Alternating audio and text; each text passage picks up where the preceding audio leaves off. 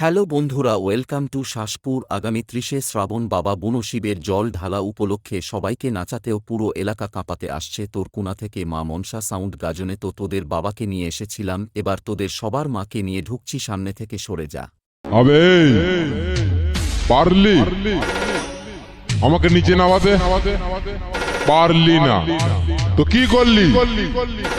শোন, তুই কেন, তোর গড ফাদার এলেও কিচ্ছু করতে পারবে না। শুনে রাখ, বস যখন যেটা চাইবে তখনই সেটা করবে। কোনো মাইকেলাল এখনো পর্যন্ত জন্ম নেয়নি যে আমাকে আটকায়। থাকলে আয়।